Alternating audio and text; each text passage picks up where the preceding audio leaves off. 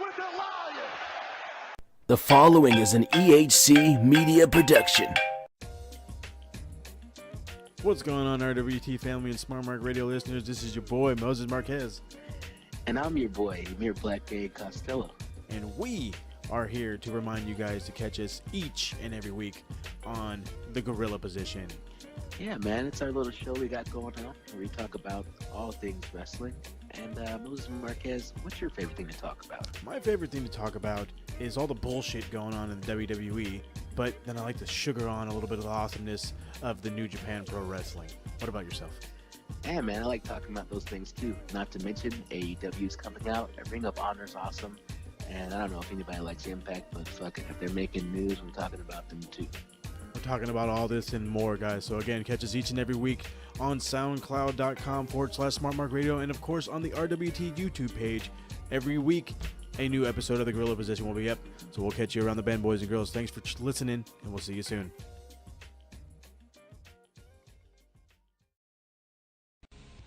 For honest, uncut, and often controversial coverage of all things wrestling, there's one place to get it, with some good old banter thrown in.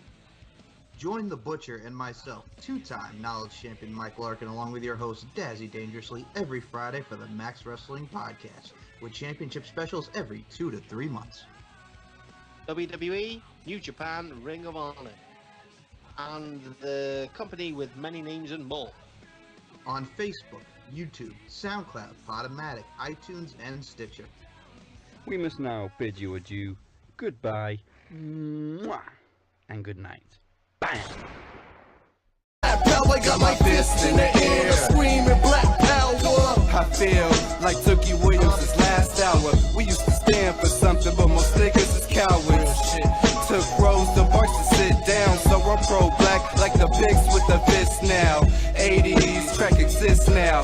All these babies going crazy cause these ladies smoking daily now. So tell me, how you really gonna say the chow when it's still running through our veins as a juvenile? If something's gonna change, you better do it now. Since this makes sense, we gon' start a movement now.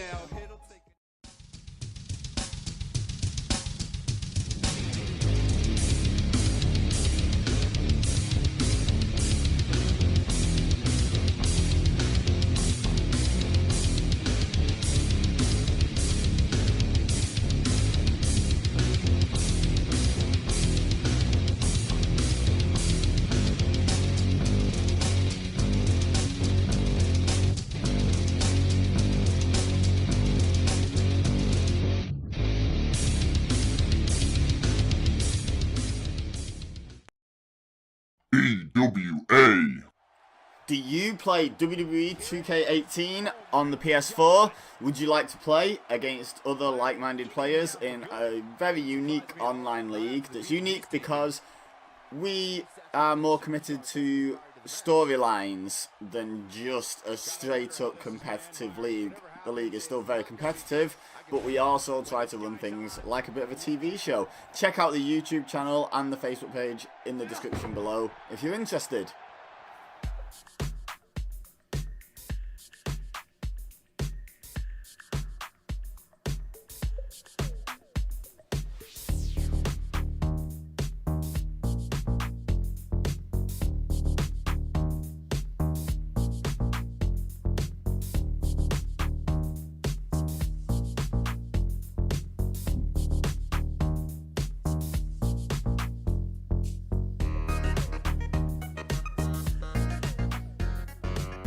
Hey, what's going on, RWT family, Smart Mark Radio listeners, and wrestling fans around the world?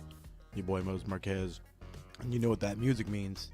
It means it's the Retro Show. We're taking it back in time, a little too far in time, but a time that I lived through.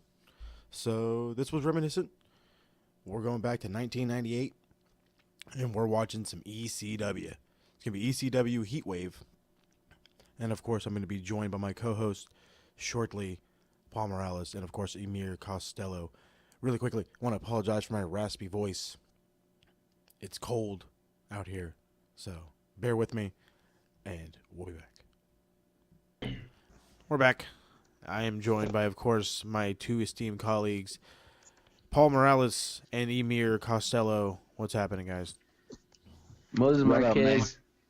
Marquez, you better put some respect on my name, homie. What? That was no. We're not doing this like last week. I was like, this is Emir, Paul. We were like, just whatever. And then fucking this guy and that guy. I said it right this time. Don't give me no shit. What? I am You the just fucking said Emir podcast Costello. of the year. God damn it. Who's Emir Costello? My name is Emir Blackbane Costello. And you heard the crowd chanting with me in the background. They know my name. Oh, gee, here we go again. You know I'm the only one that doesn't have a gimmick name? He said, everybody need to know my name and everybody need to respect. It's because every time Moses comes back from break, he goes like, all right, well, we're back now. Well, yeah, it's just Right? fucking just It's we're like, back. it's like we can't even get a proper introduction. I call hard, these guys over here. You guys would be part of I the don't intro even if you know them, how to but shut the they're hell just up. here. This is my show. You goddamn right, it's my show. Get the hell out of here. Oh, This- man. Our show. This is just my show, and they're just here. No, that's not true. Smart Mark's just my show where I fucking ramble like an asshole. Smart Mark is a dope brand with a dope logo, and it sits on top of every other podcast, and I got no problem with that. Neither Right. do I. So let's get into this actual show before we continue to ramble about some bullshit. Taking it back to 1998, the peak of the 90s, where wrestling was king, if you will. ECW Heatwave, 1998. This show was interesting. I'm gonna go with that. I mean, yes, that it was. It was interesting. I wasn't an ECW guy growing up. I felt like it was a bunch of just hardcore madness. And in some of these matches, it definitely showed me everything that I figured it was when I was a kid. And then there was a bunch of matches that was like, holy crap, why wasn't I watching ECW? So, I mean, I guess I kind of got a slap of reality. So I'm definitely going to check out some more ECW when I get a chance. But Emir, what did you think of this show? Off top, rest in peace to Hayabusa, to Mike Awesome, and to Bam Bam Bigelow. All three featured on this pay-per-view. R.I.P. Yes, IRP to those three gentlemen. First off, Mike Awesome was just like that. He was fucking awesome. Like, his match was a lot better than I like. Over my second and third watch, like, it got better. Like, it just showed me, like, how good, Mike Awesome was. Bam Bam. Holy crap. Bam Bam just took a bump in the background is what just happened. And then Hayabusa, I liked his match. He botched. He's just like he tries to do like so much so fast, and he just fucks up. So you're saying he's Sin Cara? No, Sin Cara was not as good as Hayabusa. That's for sure. No. So So this is my first ECW that was not One Night Stand or anything produced by WWE. So that's why I was like, oh, this is going to be interesting. The show starts out with Joey Styles. I used to not like him, but like now that I haven't heard him in like forever, it's kind of refreshing. You know what I mean? Like, he has a different contrast, but it was awesome. He welcomes. Holy shit! I'm supposed to be the fucking guy that runs this show. I can't talk. He welcomes everyone to the show, Heatwave, in Daytona, Ohio. He then introduces his commentary partner and the ECW World Champion, the franchise, Shane Douglas. When the fuck did Shane Douglas show up in ECW? I don't remember him. Like, I just remember the name. I don't remember him at all. After he left WCW. That's where I remember him from. Okay. I remember the name. I don't remember him. The franchise. That's what's so funny, because when John Cena started using the moniker the franchise, I was like, come on now, you stole that from Shane Douglas. Yeah, he's had that name for as long as I can remember. Like I said, I know he had it in WCW too. The franchise. He was part of the NWO at one time too. Was he part of? it? Was he part of the black and white, or was he a part of the red and black? Black and white. Black and white. So was he part of the B team? Yeah, probably pretty much. I think that's where I remember him from then. Like, he was like, it used to be like a comedy thing, and they would always tell everybody, like, hey, dude, Hogan says I'm in charge or whatever, and then everybody was in charge one day. I don't know. I think we should go back and watch WCW TV sometime. Yeah, right. Yeah, it was okay. Okay, I'll yawn through that one, but yeah, I'll watch it. It'd be funny in the most terrible way possible. I want you to remember Moses Marquez, that Jerry the King Lawler absolutely hated ECW, and he referred to ECW as extremely crappy wrestling. Oh, that's terrible. Yeah, but you'll hear, if you watch this and you watch it back, you'll hear every single jab from Joey Styles about quote unquote sports entertainment. No, And yeah. at one point, Bubba Ray Dudley calls out WWF by name. No, he does. Yeah, he does. He calls out WCW by name too. So, by the way, speaking of Joey Styles, okay, this is how you. First of all, I'm so used to listening to the robot that is Michael Cole that there's two things. I forgot what commentary was like in a non-PG era, but even worse than non-PG is ECW. Like, I've listened to Joey Styles be like, "Wow, he took a hit right in the puss," and I was like, "Oh shit!" Exactly. Right. It was a little more He's straightforward, and then the "oh my god," like he said it like 3 times in every match, and like some people complain about Morrow and the Mamma Mia, but I mean, Jesus Christ, Joey, you're killing me. Yeah. But you know what? He's like, "Oh, big dick is penetrating," and I'm like, okay. That's a terrible name, by the way. It was Big Dick Dudley. But you forget these things, though. You forget how much that mature. You get that at the beginning of it, where it says mature audiences only. Well, yeah, you get to see what the heck it is. So. Yeah, it's definitely crazy. Anyway, Shane Douglas makes his way to the ring with Francine. There's to a ruckus ovation. This crowd's going bananas. Francine looks like an ECW manager. So when Shane grabs the mic, he tells the people he can't wait for Bam Bam to get his hands on Taz. Shane says Bam Bam assures him that he'll put Taz through the concrete floor. At Living Francine got some. No, go ahead. Got some Tego. She got some Tego biddies. Oh no, I was gonna reference those, and I have it written down like word for word, everything that. Here, this is gonna be hilarious. At Living Dangerously, Bam Bam put Taz through the ring. Shane tells Joey Styles he's looking sharp. He says, "Thanks, it's a new suit. I got a double-breasted like Francine." She responds by saying, "I bet you didn't spend $6,000 on them like I did these," and rubs his face on her breasts. Right? Nostalgia. Oh, man. That woman. 2 big old bitties and a nice butt. That's all she had. And that was the thing. It was awesome. That was one of the things that guys loved about ECW. There was many reasons. I learned all this just from one show. There was many reasons to love ECW. You could love it for the maturity, the raunchiness, whatever. You could love it for the wrestling aspect, because a lot of these guys were just putting on killer matches. They didn't need, weapons. They didn't need gimmicks. They didn't need, the constant abuse. You know what I mean? Some of these guys just had great matches to have great matches. So, I mean, for crying out loud, the first match, Just Incredible and Jerry Lynn, was actually really freaking good. Oh, that one was a good ass match. That one was a good ass match. Well, since we're starting with that match, by the way, I take notes when we watch these shows, and off top, I need to understand why every referee was dressed like a soccer player. And so they could stand out. And what do you mean every ref? It was one ref for like every match. Yeah, we're back to our last Teddy podcast, Long. With freaking Teddy Long, in every damn match. So every match but the main event. Yeah, exactly. And this one we had they had one ref. They had maybe a backup ref if they needed him, but they had the one ref. And they even made fun. And the Dudleys even made fun of him at one point, saying like that they had the crooked ref who had the actual hair, and made fun of the guy being bald.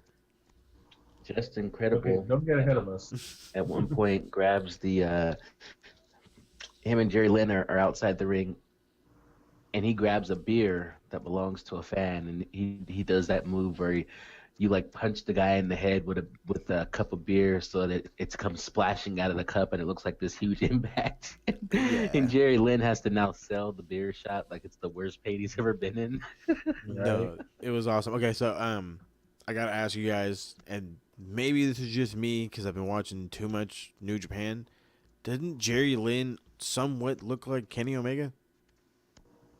Because his hair is curly and blonde, I think. No, but I mean, like, even if you looked at it, well, maybe it was just the hair, but I mean, like, I looked at it, I was like, I swear to God, like, you do a couple things, and that's Kenny.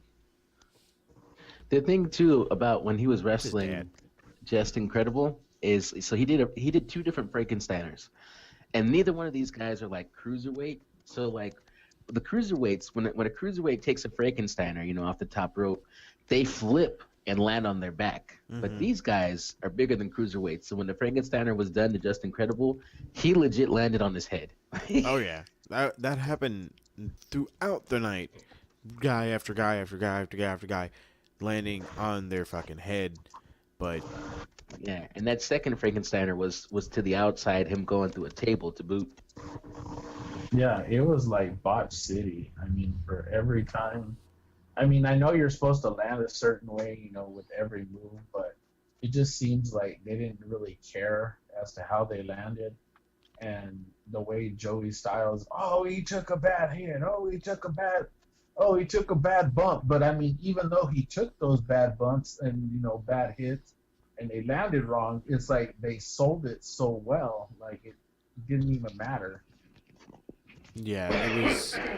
But I mean, they were just going out there. They were just wrestling. That was just the whole thing. They were just wrestling. But I mean, this was a really good match to start it out. Just Incredible is very talented. I don't remember him being that big. Maybe he was smaller in his like WWE run or whatever. But like, he looked huge to me. So maybe because he couldn't take the same steroids he did in oh, there you go.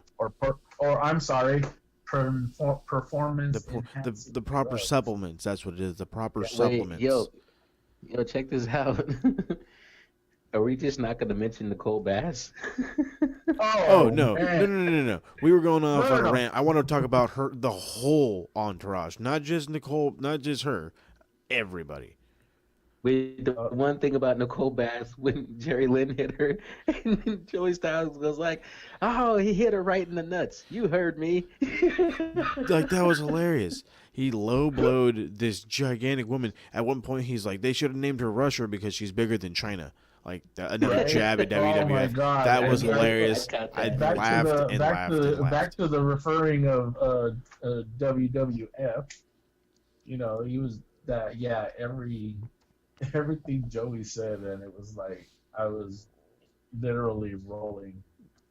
Yeah, even my wife asked me. She goes, "Who the hell's that big white man?" Yeah, talking about the whole posse, like you said, Moses Marquez. One thing that I noticed, there was a lot of like guy on girl violence, like power drivers getting punched in the face. Like they didn't care. They're like, "Fuck it, it's fair game." Yeah, everybody was fair game. Everybody took a bump.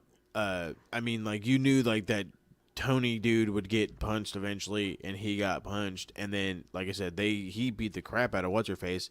I want to say he hit her with a low blow and then hit her with a chair shot, so, of course, chair-on-chair violence. And some of these chair shots throughout the show were just gruesome. I mean, luckily, these ones were... headshots. Unprotected headshot is an understatement. Like, these... Oh, I don't want to jump ahead, but we'll get into it. I will rant when we get there. Yeah. But I know you're talking about Mike Hudson. Oh my God! Just Incredible gets Jerry Lynn upside down on the top rope for like a jumping power driver, which it hurt Justin's knee, but also Jerry Lynn again what looked like an unprotected fall, just flat on his head, and I was like, he's dead. That's it. Yeah, another one, absolutely dead. The guy laid there for minutes. They had multiple people in the ring trying to make sure if he was just okay. that's not selling people. That he got fucked up. Like some of these, like they were just going out there and to do shit. And if it looked good, great. If it didn't, whatever. We're doing shit. And I mean, it was awesome because they did a bunch of shit. But I mean, yeah, this giant pile driver. I mean, it was a giant tombstone. It was just this killer tombstone from the top. You know, Just Incredible picks up the win. It was, I don't know. I don't know what else to say. Like it was great until I thought I saw somebody die. Yeah, it was. Yeah, Chastity took a bump. I know that other guy, Jason, took a bump. It was a chair shot, wasn't it? But he took a chair shot from Jerry Lynn, and you know, just completely, he was just like dazed and confused on the outside. Oh yeah, I mean, everybody was just hitting everybody. It was just ridiculous. You know what I mean? But because it was so ridiculous and it was entertaining, because I don't watch it, I gave it a 3. I gave it a 3. It had awesome spots. It was a lot of interference, but I mean, I think that's what WCW. I'm sorry, WCW. See this? I'm going to do this all the time. ECW was kind of all about, but I mean, when the big spots happened, they were great. You know, except for when guys got fucked up. But I mean, they were still great. I just wish guys would be a little safer. Luckily, they've learned from the 20 years of this. Yeah, there were some good spots in it, but aside from the outside interference part, yeah, there was.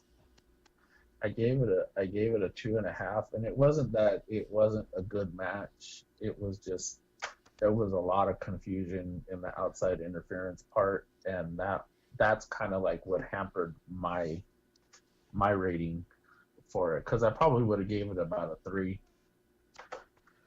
I gave it a 2, and the reason why is because though eventually the action did pick up and there were some satisfying spots, I'm sorry, the beginning was just such a slow start, like slow to the point where I was like, was it a mistake to choose this show? And then, eventually it did pick up, but it really kind of was just dragging in the beginning. So I immediately went, this is a 1, changed my mind. And then by the end, I went, okay, fine, 2, because it got better. Yeah, and that's it. But they surprisingly like jump right into the next match, and the next match is Lance Storm versus Chris Candido. I want to stop. Hold on, I want to stop you guys right now. Who the fuck is Chris Candido? What? Oh, what? Are you kidding? I swear to God, I know him. I don't know him. You gotta watch some. That's the thing, man. Yeah. Well, you gotta start watching some. I'm happy we're doing these retro shows because there's so many people that any of us, not Paul, but the other two of us may have missed, and you get a chance to go back and go like, oh wait, who's this guy who didn't have as big a career as he could have? But actually, these guys like Chris Candido was a guy that was like at a time very famous. He just didn't. He never really reached like legend status, to the point to where like a Rock or somebody else who's like constantly coming back or whatever. But he had a huge impact. The thing I didn't really like about the match is I kind of felt like he was kind of doing like a Rick Steiner gimmick, so to speak. But that was Sunny, right? Yeah. Yes, that was Tammy Lynn Six. Oh, she is so fine. I thought about Shawn Michaels calling out Bret Hart. You had some sunny days. I'm like, I want to have some sunny days. Don't we all? Oh man. I mean, that was her. That was her. This was a wrestling match. This is what this was. This was ECW's wrestling Storm, match. Man, Lance Storm is a graduate from the Stu Hart dungeon, and everything. So I like the part where Joey Styles goes like, "Oh yeah, Lance Storm has recently developed a personality." And I thought to myself, "No, he hasn't." Oh no. That's but one thing I did want to point out real quick is that, it's kind of ironic to me that every week on Monday Night Raw, Oh wait, that's such a fucking lie. I don't mean every week. I mean like whenever Brock Lesnar shows up a couple times a year, and the ring announcer tries to announce Brock Lesnar, and Paul Heyman will always snatch the mic and go like, "I got this," and then he does the announcing instead. And then on this pay-per-view that was being ran by Paul E. Dangerously, who was undoubtedly in the back, we saw Tammy, aka Sunny, pull that move way back in 1998 and go like, "No, let me do the announcing. I can do this better than you." I was like, "Wow, that's pretty cool." That is. And the funny thing is that was his fiance at the time. Right. And she ended up becoming his wife. Not too long after that, he had his little run in WCW, just like she did, through the latter parts of, or I believe through the middle parts, and then she had her little part in WWF, around that time too, a little thereafter. And wasn't Chris Candido part of the Hollywood Blondes or something like that? No, I thought the Hollywood Blondes was Steve Austin and Brian Pillman, right? Yeah, yep. Not them. It was another group that was in WWF, wasn't it? Not too sure. God dang it! I'm looking up all of this nonsense but I can't right now. think of the damn name of the group. Anyways, but I know it wasn't like this extensive one. You know what I was thinking? The Body Donnas. That was the name of the tag team that I was thinking of. By the way, Chris Candido passed away April 28th, 2005. Yes, he did. Looks like Chris Candido and Stitch. He was one half of the tag team, the Body Donnas. Good job. Yeah, see? Hey, good job. Pat me on the back. No, the Body Donnas was at WWF or WCW? WWF. Yeah, exactly, WWF. Oh, yeah. Also, see the Body Donnas. They were named Skip and Stitch. Yeah. See? I knew it. See, look at pat me on the back. Do I get an award? Tom Pritchard. Yeah, you do. Good job, you man. get an award. Congratulations. RWT award at the end of the year. Right. I knew who the real Hollywood Blondes were, though. Hey, I'll give you that one. All right. Don't make me start a knowledge title out of nowhere, guys. Flying Brian. Brian Pillman. So, I'm honestly a Lance Storm fan. I like his, in-ring work. He's solid at what he does. This match, it had its moments. The starting suplex was pretty awesome. The brawling outside the ring was okay. The superplex where hit the big superplex at a big, spinning heel kick from the top. The big spots. They had me interested. That blonde bombshell, crazy like fall away power bomb from the top rope is insane, and for that I give it a 2.5. Oh yeah, there was some. I must admit that this was actually a better technical match than any other match on the card. I completely agree, but this match also felt somewhat like a Miz match. Like Sunny kind of played the Maurice role. She was always interfering, but I mean, that was the thing. That's the gimmick. It is a gimmick. I really wanted to see. I get having the valet on the outside and interfering. I get all that stuff, but I also think it's Lance Storm. I guess I'm looking at it because I know Lance Storm's complete career today versus whoever he was at that time. So I'm thinking like, let this guy showcase more. But again, I don't know how Lance Storm he was at the time. Obviously he would go on to be Lance Storm, this amazing guy in WCW, and he did some stuff in WWE. But I don't know where he was at the time. But I thought, yes, technically sound. I just wanted to see more wrestling. Yeah, and I think because you think from Graduate, you think Stu Hart, he was in that dungeon, you think you want more you want to see more technical wrestling from him, and then you see how he was, in WWF, slash WWE. You remember that Lance Storm too. He had he was in WCW too. So you remember, those technical matches. ECW, it wasn't as technical, and we all already know that, but Yeah. he gave enough in this match to where I give a pretty good rating on it. So Here's the thing too, a little bit of backstory. So at the time that they faced each other, they had actually just lost the tag team titles to Sabu and Rob Van Dam. They actually won the belts December 5th, 97 from Doug Furnace and Phil LaFon. And they actually held the belts for 6 months, but their gimmick was that they didn't like each other. In spite of the fact that they didn't like each other, they kept finding a way to win until they eventually lost the tag team belts. And then this was a way to kind of blow off the feud. It's kind of like now that we don't have the belts anymore, we're going against each other, and it's supposed to be like the last time they fought each other or whatever. Yeah, but that's how the feud kind of continued, was after he had crossed him, after Candido had crossed Storm, they kind of continued it on, even though they were still tag team champions.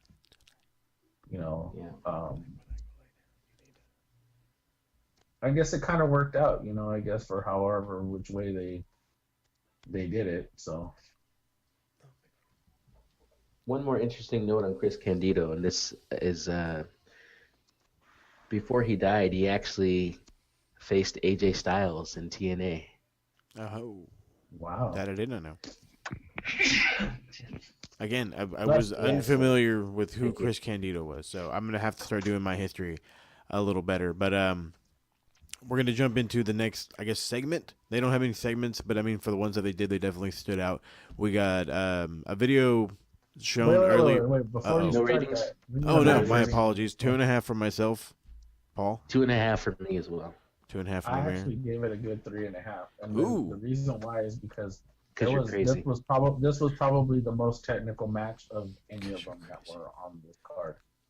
And true, but definitely not the most entertaining. I'm not saying it was the best technical match, of all time. I'm just saying that it was the most technical of all the matches that were on this card. I completely agree. It was technical. It was like I said, it was a wrestling match on an ECW show, but it was not a bad one. It wasn't great, but I will call it good. So we jump in. We see a video package from earlier. I guess Joey Styles is sitting there. He's like, no, I don't want to talk about that. That's not on my format. Like, making it out to be like a shoot, whatever. So they show a video of New Jack, of all people, calling out this random-ass guy named Jack Victory. And then all of a sudden, Jack Victory shows up. They're like, oh, what's up? You want to do this shit right now? And then the Dudleys show up, damn near hits him with a car. All hell fucking breaks loose. What the fuck? Like, what the fuck? Like, was this like a normal thing in ECW? Did this happen on occurrence, I mean, the thing about it is, okay, ECW is like if the Attitude Era was on drugs, like cocaine. And you understand what I'm saying? Like, there was no rules. Yes, people getting hit by cars, people getting jumped in the back. Okay, let me put you like this. In WWE today, if a guy pricks his finger and blood shows, the referee immediately runs and puts on gloves. They stop the whole match and they put a Band-Aid on him. Versus ECW, where Sandman would make himself bleed on the way to the ring. Like, the match hasn't even started, and he would just make himself bleed every time he entered the ring. Yeah, that always kind of threw me for a loop. Violence. I mean, it's crazy. It's definitely crazy. So then we get another backstage promo. This one from the ECW Tag Team Champions, Rob Van Dam and Sabu. What was the manager's name again? Alfonso something? Alfonso. I fucking hate him. I want to shove that whistle down his That whistle drove throat. me nuts through the whole match. I hate Alfonso. I hate his hat. I hate his sunglasses, and I hate that fucking whistle. Let me tell you something. when it comes to managers, there are things that are iconic, and we talked about it before. Jim Cornette's got the tennis racket, and then Jimmy Hart's got the megaphone. And Paul Bear's got the urn. Then Alfonso's got that stupid fucking whistle, and I was like, I'm gonna break my TV. I hate that guy. Oh man. Oh, by the way, did you know who Jack Victory was? Enlighten me. Okay, he was actually in the last pay-per-view we actually, reviewed. He was actually Russian Assassin number 2. That's right, Russian Assassin number 2. His real name Kenneth Reinhurst. Yes. And not a year later, he actually replaced Dennis Kadri as Randy Rose's partner in the Midnight Express. He also went by the names the Blackmailer, Super Destroyer, and the Terrorist. Yes. Super Destroyer. I remember that. I remember the Super Destroyer from NWA actually. So yeah, of all the names he had to come up with, it's like, what are we gonna call him? Oh, the Blackmailer. Hey, look, we don't call him the Terrorist. So pull a name out of a fucking hat. Your name? Yeah, let's write down a bunch of names, throw it in a hat. What are you gonna be called this week? The Blackmailer. The Blackmailer. It's no different than the fact that that Mark Calloway was originally supposed to be called Kane the Undertaker, and then they just went, well, we could make 2 guys out of that. like, oh geez, let's just saved ourselves the trouble. So RVD is awesome. Like, he's cutting this fucking promo. He says everybody got their money's worth because I showed up, and he's like, and he's gonna prove why he's the whole fucking show. He's just awesome. Like, that whole promo, he's just putting himself over and telling Sabu, yeah, you too. It was just great. I miss him. Yeah, a young RVD. Look at how, that dude was just flying. He was shredded though too. Yeah. I don't like fucking Sabu. Sabu wrestles with no passion, and he does a lot of crazy shit. But it's obvious that he's just going through the motions. Like Sabu never looks like he's competing. He looks like he's going like, oh, okay, now grab the chair, now jump over the rope. Oh, okay, gotta make sure I go back over there and kick that guy. It's just like a laundry list in his head, as opposed to like really feeling the match. And he's an asshole, so I don't like him. He's an asshole.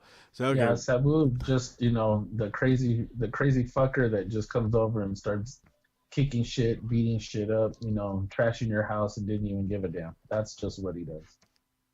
Yep, sounds like Sabu. This match and type of like this match is you would never see a match this good in WWF. Yeah, because it's not their ECW, but it match, and I really enjoyed the match. No, I did too. So I hope you're talking about the Mike Awesome Masako Tanaka match, right? Oh yeah, because that was the next match we have up. Yeah, that match was, how can I put this? It was one of the better matches I saw all night. At least I was the most entertained. This match was nuts.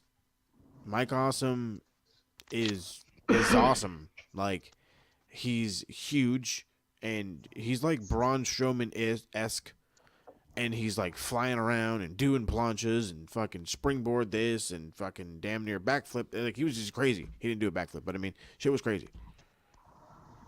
They had him build at 290 pounds, so basically 300 pounds, and he's springboarding. You understand what I'm saying? Like that with that ease, dude, mind you. But He's again, the balance though too. That part where he what's the guy's name that he was fighting? Masato Tanaka. And does the name sound familiar? Yeah, because of Tanaka, right? Yeah. Well, yeah. Does the name sound familiar, Masato Tanaka? To Anybody? Like, I was gonna look him up and I never got the chance. He Okay, didn't necessarily look familiar though. Masato Tanaka.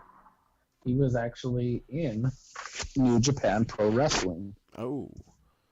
He was actually their inaugural Intercontinental Champion.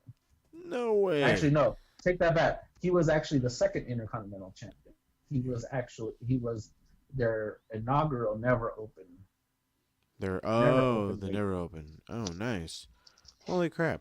I had not a clue that he had such an actual lineage. Like I said, I figured that all the foreigners that came in had some sort of, like actual name behind them, but I was like I said, like just like the guys in the tag team match, I was totally unaware.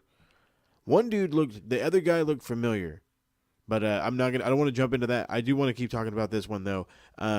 We were talking about chair shots. These are some of the gnarliest chair shots I've ever seen.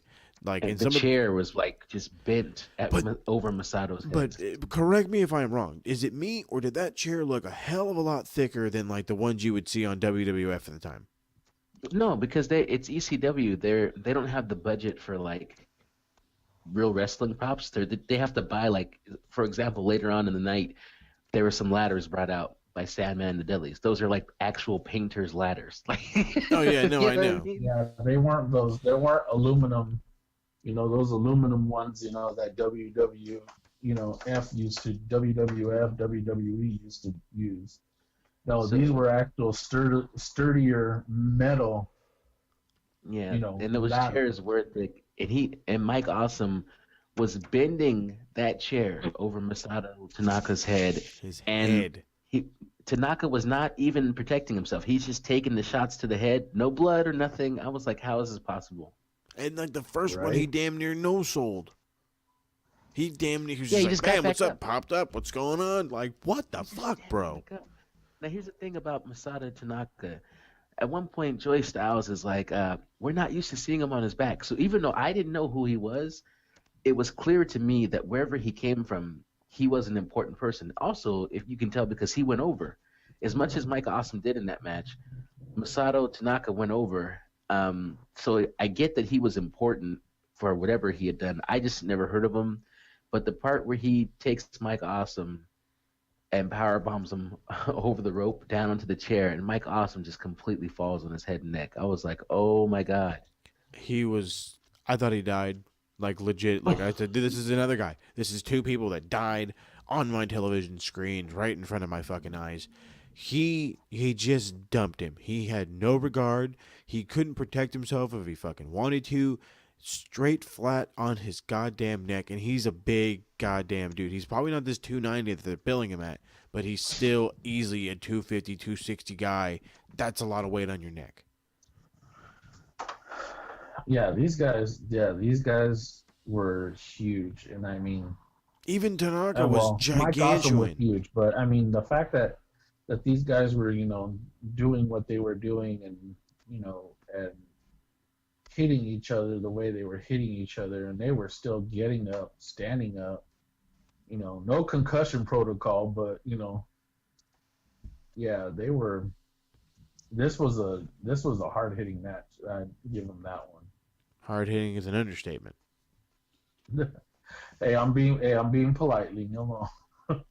This one, but was brutal. With that being said, Mike Awesome was such a pleasure to watch, and Masato Tanaka, watching him in the match as well, gave me such a New Japan feel. With really? The forearm shots. Oh yeah. And the hard hitting, that strong style, and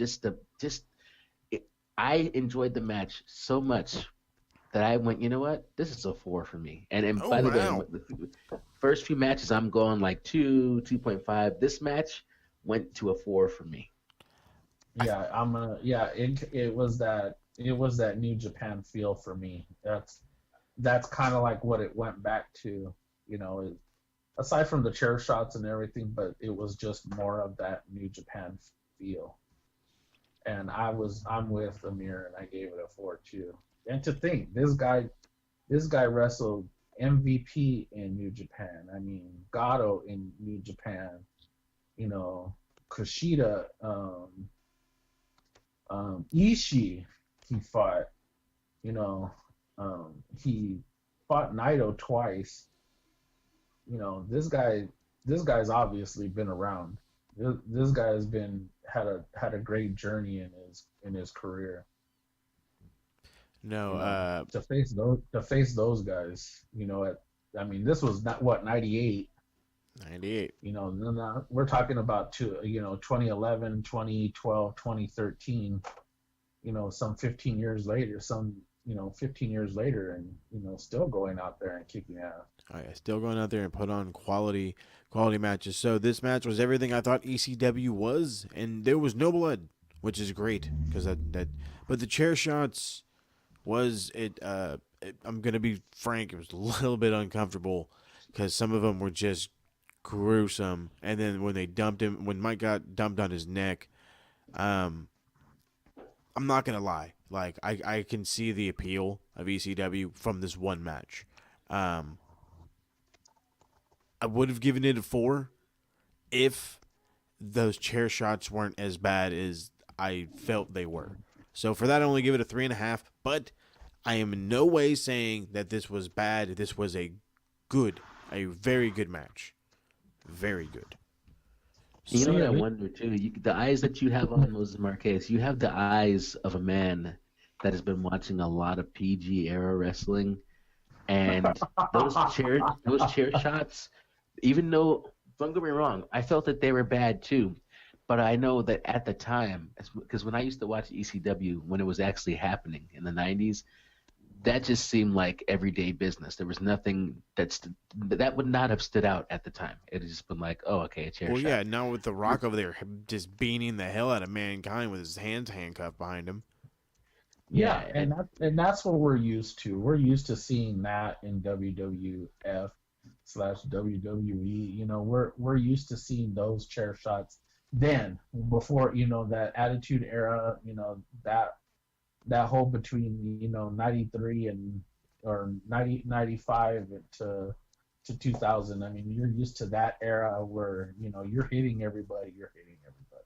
You're talk about the Hell in a Cell 25 years later, and them, Undertaker and Mankind beating the shit out of each other, and the tacks in the freaking head and the back and the face. We're used to that. And then we see ECW, and then you hear these chair shots, and you see the shots that they take in the head and the back, and you're just like, okay, how was this entertaining? Because it was. Look at what we watched. No, like I said, I'm not disagreeing with that. It was completely entertaining. I don't know if I want to go as far as I have the PG. You're probably right. I do. Like, it's kind of hard because you know what I mean. Everybody gets their hands up now.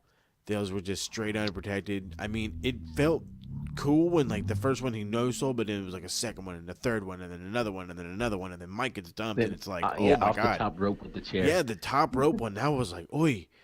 I mean, and then all Tanaka did was run 75 fucking feet and just like slap him with it. Which I was like, hey, that's okay. I would have like popped for that move. You know what I mean? Like, that's a cool move. But it just, I felt like it was just a hair much. But and that's, like I said, if my mind was not, I guess, warped, we'll go with that. I would have given it a 4, if not better. But I do want to talk about more awesomeness on this show, and another guy that I love that's not Rob Van Dam. It's Taz. Taz was one of the guys that I actually followed through ECW. I didn't, like I said, I would hear when he would win this and that, and then when they signed him to WWF, I went berserk because I love Taz. Taz is awesome. Cuts his great promo backstage with his towel on his head saying he's ready for Bam Bam. He knows that Bam Bam's going to kick his ass, but that's the part that he likes. And then we get this excellent, just excellent Bully Ray promo that I have written word for word, and it was excellent. He yells, "Dreamer, you can give your soul to Jesus, but your ass belongs to the Dudleys." He says, "The ring is our church. These are our colors. 3D is our cross. And Tommy Dreamer, it's your cross to bear." what a fucking promo. I had to rewind it, watch it, rewind it again, and watch it again so I can just write it down word for word. It was excellent. Bubba Ray was cutting just the greatest promos in the fucking mid-90s, and he's still doing it in ROH. Goddamn, Bubba Ray. Yeah, a heel Bubba Ray Dudley or Bully Ray has always been the best version. Don't get me wrong, all that was blah, blah, blah, blah. That's cool. That serves its purpose. But like when you hear Bubba Ray Dudley, like there's videos of him like literally just assaulting the crowd, like calling like you fat bitch, and like it's just like this dude. He's from they're from like New York, like Yonkers, Brooklyn, shit like that. Yo, this dude says what the fuck he wants to say, and he's at his best when he's playing a heel character. Completely agree. Yeah, if you ever get a chance, look at his work, and I know you guys hear this, but look at his work when he was just him in TNA. Bully Ray. He was just Bully Ray in TNA, and he wanted that title, and he worked for it, and it wasn't Devon. He didn't need Devon there. He didn't need anybody else there. He just made that character work. Yeah, it was excellent. So speaking of it, I'm not gonna go excellent, but pretty good. Hayabusa, Shinzaki, versus RVD and Sabu for the ECW Tag Team Championships. Why in the fuck did their Tag Team Championships look like IC titles? And why in the hell does that TV title look like the winged Ingold belt? From WWF, I know. I was like, yo, is that the gold eagle wing belt from WWF? Fuck yeah. Yeah. It was a trip, shit, man. You know what? It doesn't really sound like you love the match, but I'm just gonna state off top. I had this as match of the night. Nah. Wow. But no. Nah. It's a couple things. Hayabusa. So I know who this guy is. I knew that he had passed away, but I didn't know how. He's a character that I've used on the WWE 2K games because people always create him, but I had never actually seen him wrestle. So when I saw him coming out, and I didn't have the card ahead of time, so every match I was just like reacting to it as it was happening. I was like, oh my god, I get to see a Hayabusa match, and it was like, oh, this is gonna be dope. And then also, as we said, RVD in his prime. I mean, just ripped, and he can fly, he can go, and then Sabu. I'm not a big Sabu guy, as I've already stated, but there was a lot of great tag team spots in this match, and again, because of the two opponents were both Japanese, to me it was like a really good wrestling match. It had a little bit of everything, and I really enjoyed it, including the finish where both guys laid out on the table and that double leg drop. I just loved it, man, from start to finish. I thought it was match of the night for me. No, I mean, it was really good. I enjoyed the high-flying RVD being absolutely incredible, hot dogging it, you know what I mean? These two guys from Japan, Shinzaki and Hayabusa, they looked really good, except for the beginning when they're just kind of botching shit. But, I mean, they don't fucking speak English, so what do you expect? There's that one part where I can't remember if it was Hayabusa that was on the ground or the other guy, but like Sabu had just knocked one of them down, and like as soon as they fell, out of nowhere, Rob Van Dam just hits a splash. Like you don't even see him coming. He just comes from the side of the screen and just kills them. I was like, oh my god, how did he time that? It was pretty awesome. Yeah, a lot of the spots where they're up where they're hitting each other with the table, and then the table breaks. And then they still throw that table out, bring in another table, and then he throws in two more chairs, and then, they set up the table, do the double leg drop off off of each rope, off of each corner, and just just a lot of the spots that were just in here. I mean, Spot fest. Yeah, there was a list. Literally, there was a Alfonso. list. The only good thing Alfonso did, and I wanted to take that fucking whistle and shove it down his goddamn throat. But the only good thing he did, I like when he held that chair up, and then Rod Van Dam, he did that kick off the top rope and just the Van Daminator in the head. Yeah, like I think the reason why it felt so good to me is because it was like, first of all, Mr. Monday Night, Rob Van Dam, just to see him while he was in ECW, not like when he was in WWE and it was some watered down version, he was already a bit older, but like to see a young RVD doing his thing, just cruising around that ring like nothing, like nobody's business. It was like, this is awesome to see, man. And Sabu, I don't fucking like him, but he had some really good spots in the match as well. And Hayabusa and the other guy who I can't remember, but I don't know. Man. Suzuki. My wife was like, "Are those tattoos on him, or can that stuff come off?" No, it comes off. It was the same. Matter of fact, here, little backstory. He was actually Hakushi in WWF between 1994 and 1996. Oh yeah, I love Gucci. So if he looks familiar, that's where he was at. I want to say he was also a former All Asian Tag Team Champion in All Japan. I think that's right. Yeah, he was. They were. Since this was a cross promotion with Frontier Martial Arts from Japan. These two were actually bare knuckle tag team champions. I think Masato Tanaka was also part of that Frontier. Yeah, he was also part of it too. Well, yeah. So I'm just gonna jump right into my rating. This was my other 3.5 star match. I really liked it. I thought the botches up first in the front of it were kind of just hilarious a little bit. But I mean, all in all, it was great. Like I said, seeing Rob Van Dam in his prime was awesome. Sabu, I'm not gonna say I didn't like him. I'm with you with Emir. You know what I mean? I feel like he just doesn't like give you what the effort behind, not the effort, but the like the passion behind it. There's no passion. Yeah, there's no passion behind it. You know what I mean? He's just kind of going through the motion. Yeah, he's phoning it in. He was just like this numb figure out there. I mean, he has no emotion. He has no nothing. Like no facial expressions. He hits you, you hit him. Even when he takes a hit, he just like falls over, and it's like, okay, that's it. Yeah. So again, he didn't sell nothing, so he never sells anything. So no, not at all. But like I said, my 3.5. What about you guys? No, I'm at 3. I'm at a 3.5 too.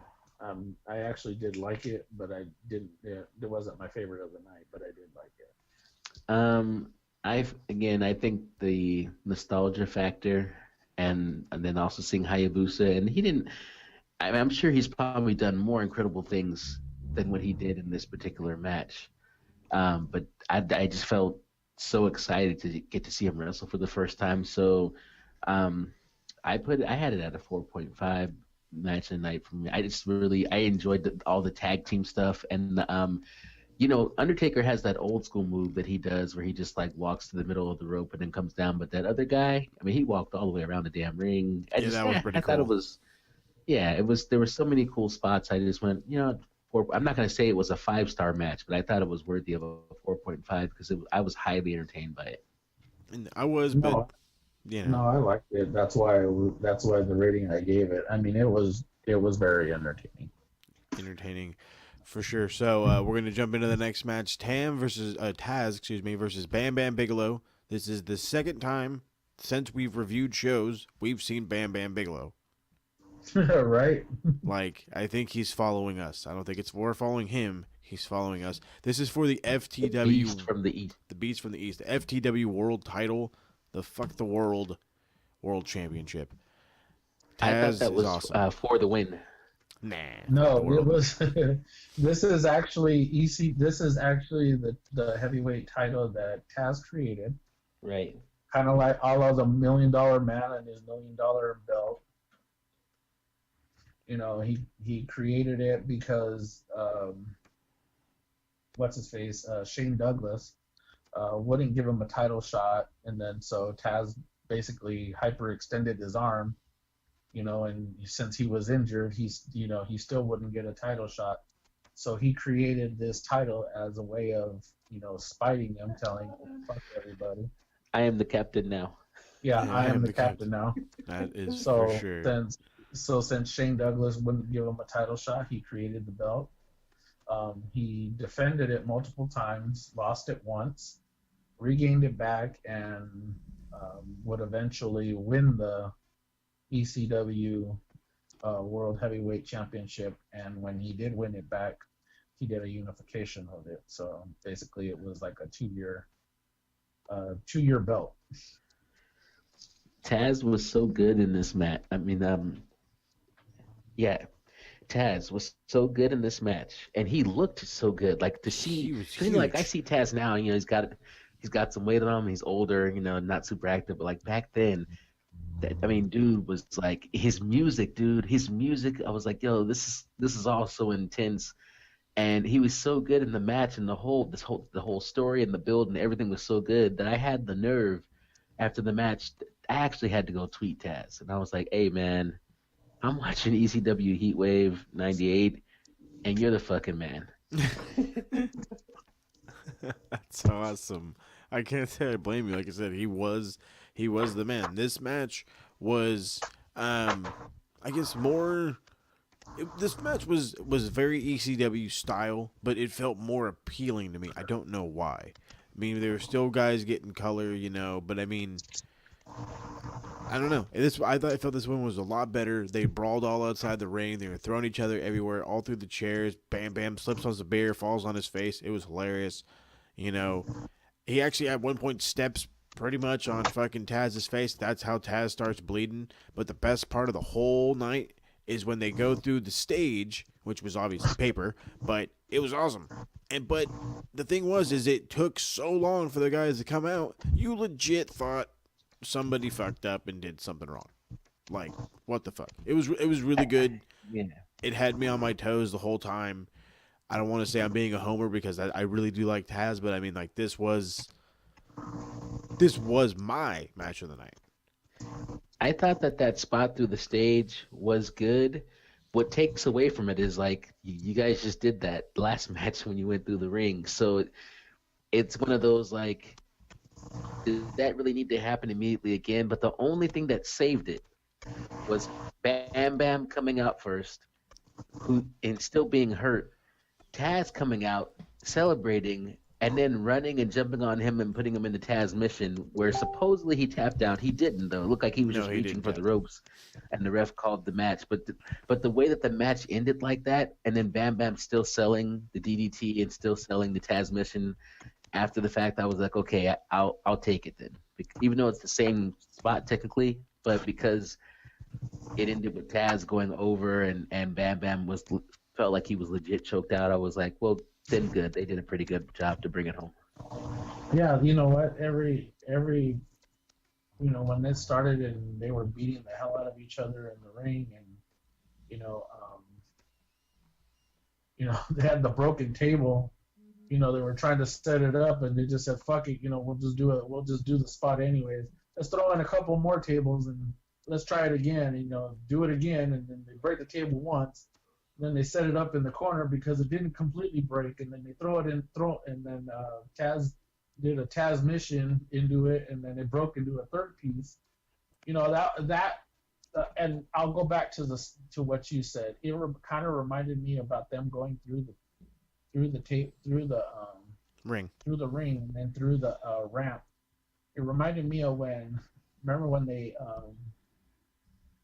when they broke the ring in WWF. Not only did they do it once, you know, they did it twice in the same year, I believe, didn't they?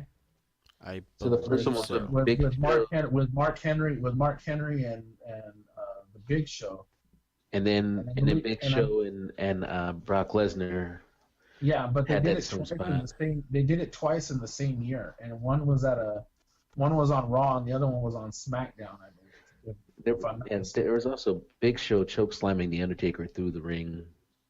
Oh yeah, and then that one too, and then Kane and the Undertaker, going straight to hell, and it happening the way it did. It just, like I said, it all kind of throws back to to that. It reminded me of.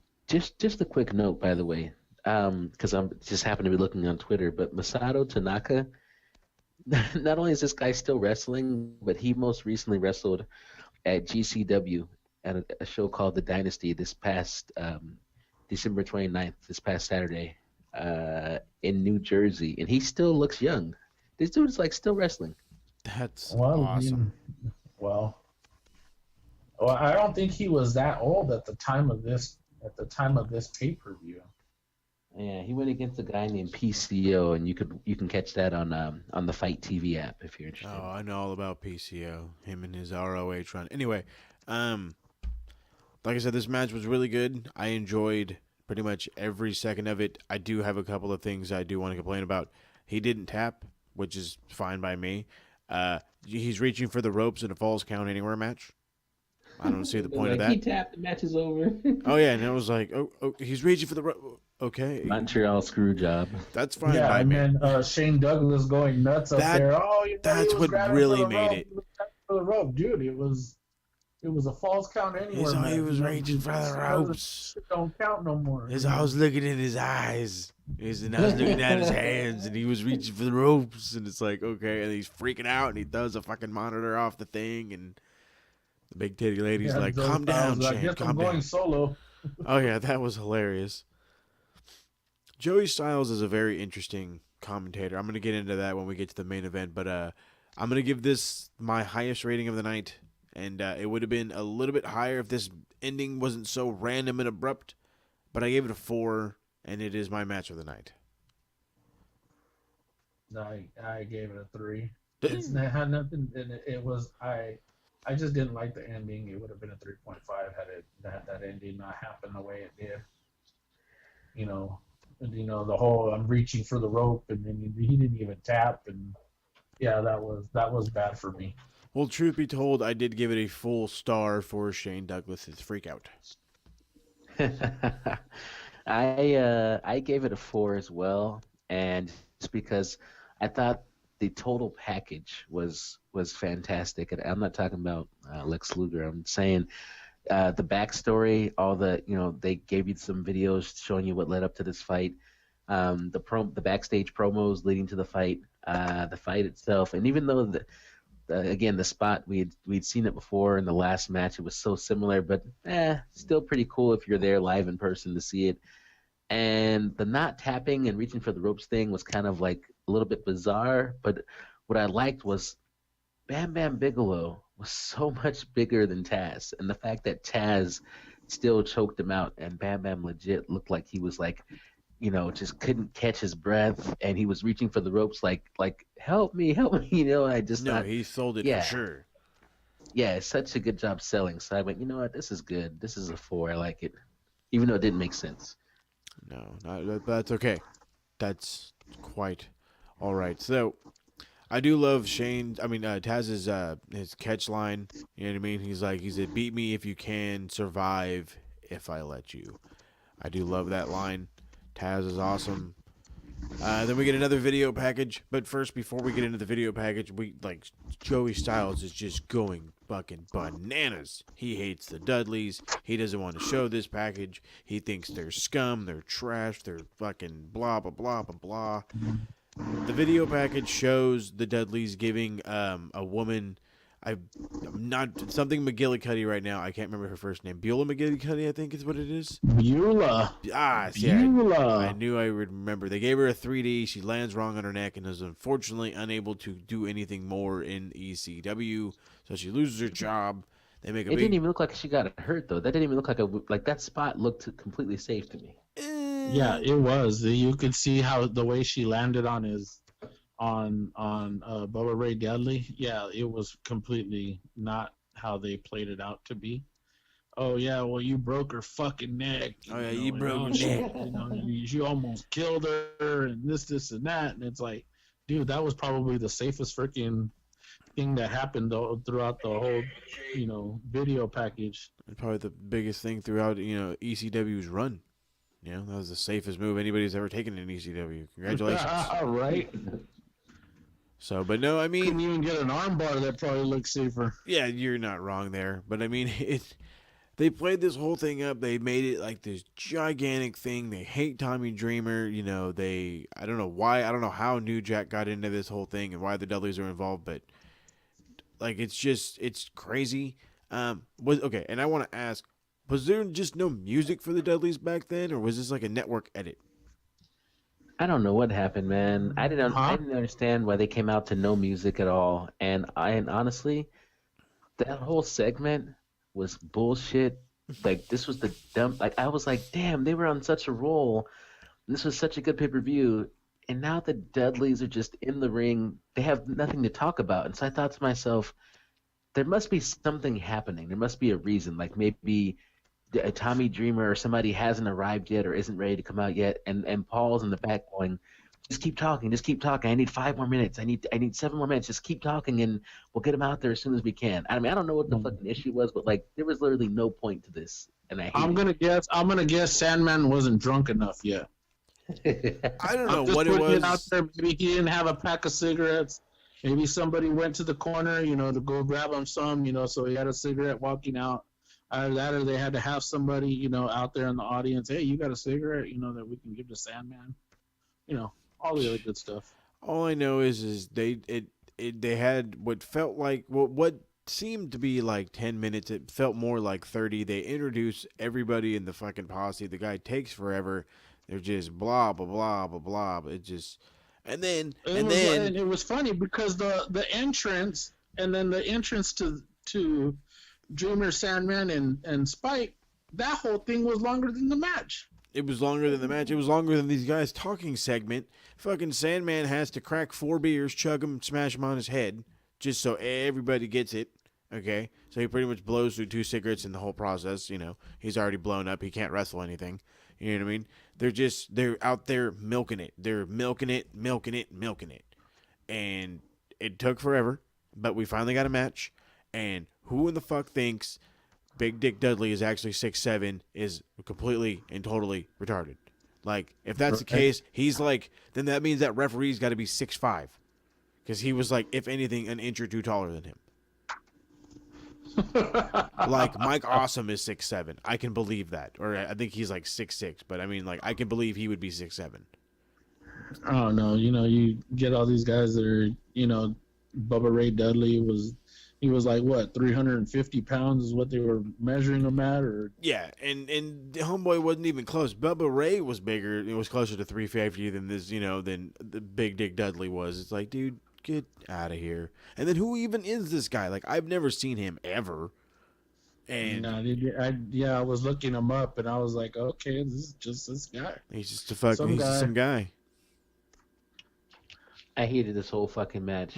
I hated it. Like, I don't think it belonged on the card. It's so stupid because when they announced, like, this is what's going to be the main event, I was like, this is about to be dope. I mean, we're talking about Tommy Dreamer in his prime, Sandman, the Dudley Boys, like, in EC freaking W. This is going to be awesome. Man, this match was bullshit. I don't give a fuck how many big dicks are in these Dudleys. I think, like, I know we wait till the end for the ratings. I'm just gonna be like, yo, this is like a 1. Like, boo. I hated it, and everyone's. I'm gonna give it a -0.5. -0.5. Like I said, this. Yeah, I'm gonna give it a -0.5. -0.5. Yeah, -0.5. Look, I'm even being realistic here. This was a shit match, and I mean, there was nothing. There was nothing, and the fact that I went negative is because the fucking entrance was longer than the fucking match. Yeah, all the bullshit talking, all the Sandman, Dreamer and Spike coming out, and they're out there, swigging beers, and I'm waiting for freaking the Enter Sandman theme, and all of a sudden, you get like this generic instrumental version of a song, that yeah, it was they lost me on that one. No, it was I can't even comment on it. The fact that that's how bad it was. it was a shit show. It showed off all the main reasons why everybody loved ECW. It was a spot fest. Jump off of this, jump off of that, land on this, land on that, get hit with that, get hit with this. Everybody's everywhere. Chaos at all times. It was a shit show. I gave it a half star. I didn't hate it. I just don't ever want to see it again. And if I never see it again in my whole life, it'll be too soon. Yep. I'll stop it after the Taz match. If I Yeah. Most definitely. I mean, it was just so much bullshit. Like, that's like, the match could have been okay. If like you didn't kill me with the bullshit, the match could have been okay. I could have maybe given it like a 2.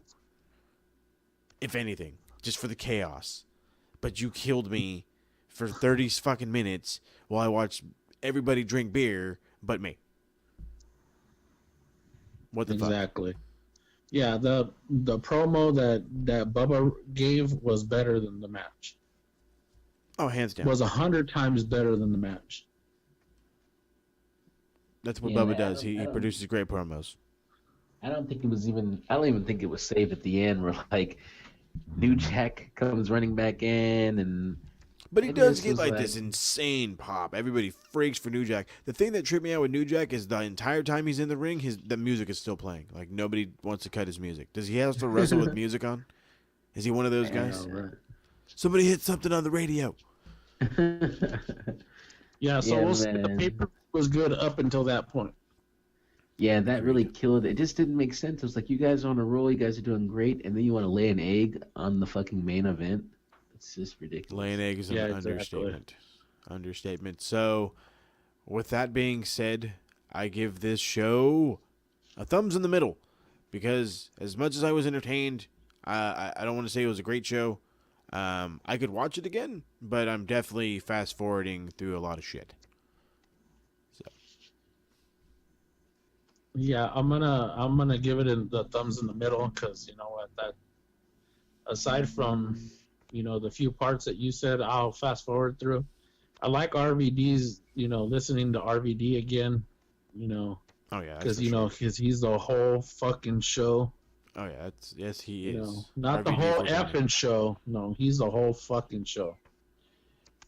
I'm with you guys. I'll say thumbs in the middle because there was more good than bad in my opinion, but because I can't excuse the bad, I want to save my thumbs up or my thumbs way up for something amazing. And this show, there are matches on this card that have high replay value, but there are other matches that I never want to fucking see again. So, but overall, it was good to take a look back at ECW, and I enjoyed doing it. Yeah, it was an experience, that's for sure. So we do have one more on our list coming up, and then we're actually going to be like redoing our criteria and what we're considering retro, and we're gonna come up with a whole new format for that. But our next show is gonna be I just saw it. Crap. Capital Punishment? Capital Punishment. Capital Combat is what it is. Oh, Capital Combat. Capital Punishment. Combat. Same difference, same thing. Capital Combat. Capital Combat. It is an NWA/WCW show, or technically would be WCW by then, right? Yeah, it was bought out by Turner by then. So, yeah, very intriguing and awesome if you ask me. So I'm excited for the next one. I feel it's going to be a little bit better than this one. I'm not going to say like by a whole bunch, but enough is enough. I do want to ask you guys really quick, because this is big news right now, and I want to know your opinion. 2 guys have said they're leaving New Japan. Kushida and Kenny Omega. Any thoughts? Go ahead, Emir. I don't have any speculation. I think about Kenny Omega, and I just think when I first saw Kenny Omega for the first time, Wrestle Kingdom 11, I was like, oh my God, if I was gay, it would be for him. Like my Kenny Lord. Omega is awesome. Oh my God, Kenny! Right, and then I was like, I want him to go to WWE. But then after I watched New Japan and I started like falling in love with New Japan, I was like, this motherfucker better never go to WWE because they're gonna ruin him. Look what they did to Shinsuke Nakamura. Jesus Christ. Yeah. So I have this weird mixture of emotions of I don't want him to go to WWE because they're gonna ruin him. But if he is gonna go there and he's gonna show up at the Rumble, which I will be at, oh my God, I could be there when Kenny Omega debuts at WWE. So I don't know, man.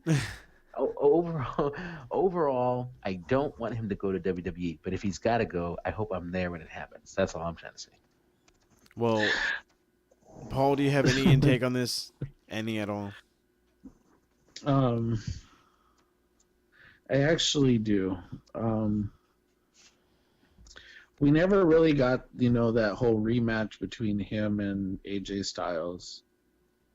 That I would like to see. Bullet Club is for life, except AJ Styles. Club for life. I'd actually like to see him and Finn Balor actually go at it. Him and Dolph Ziggler, him and, Seth Rollins, considering that they, had their little exchange on Twitter.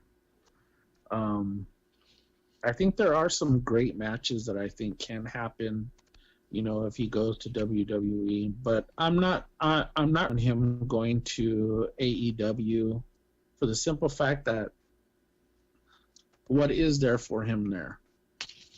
I thought they were aside from being the focal point of the company and the upstart of the beginning of the company, but to me it just doesn't seem like there's anything there for him because he faced Cody, he faced, he had the challenges with the Young Bucks, and even if they bring in, certain stars, from other promotions, he already faced Chris Jericho. I'm pretty sure if you can get him with a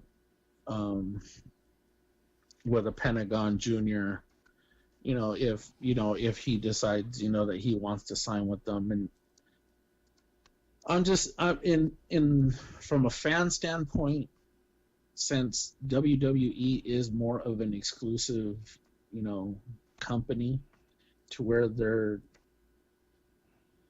guys don't really go out to anywhere aside from NXT. They go to Progress and Evolve. But as far as being in the main event, as far as the main roster, he can have some great matches with a lot of good stars. No, I can totally and completely agree. I don't want to get super into this subject because I actually do. We are going to do a whole show on this eventually. But the possibility of him going to WWE is something that intrigues me. Not only from the Zigglers and the Seths and AJ and maybe even Triple H if that's a possibility or something. You know what I mean? But it's the guys in NXT waiting to come up that also intrigues me. The guys like Cassius Ohno, if he ever comes up. Guys like Adam Cole, Bobby Fish, Kyle O'Reilly, Roderick Strong, Matt Riddle, Velveteen Dream, Tommaso Ciampa, Johnny Gargano. Any one of those guys against Kenny could be absolutely and totally amazing in their own right. Another name out there, I'll even throw EC3 out there. EC3 probably could put on something of, that's really good. That's maybe not on par with, say, like a Gargano or a Ciampa or something like that, but still something definitely worth watching. No, I'm just saying in general. I mean, he can have. You can just throw that out there and say, you can already know it's going to be a good match. And with them. Yeah, no, it's and then the idea of AEW and Kenny Omega, they need Kenny Omega. Let's be honest here. Kenny Omega doesn't need AEW. AEW needs Kenny Omega. He has an opportunity to change the world, stay with his friends. That's what their plan has been. The Elite is not breaking up, but it looks like in a way that they may be. So, the idea is out there. It's something that is on everybody's mind. The Royal Rumble is but, 3-4 weeks, about 3 weeks away. So the possibility of him randomly showing up, I don't know. You know what I mean? Not possible. I screwed that up because I forgot that Kenny Omega's New Japan contract does not end until January 21st.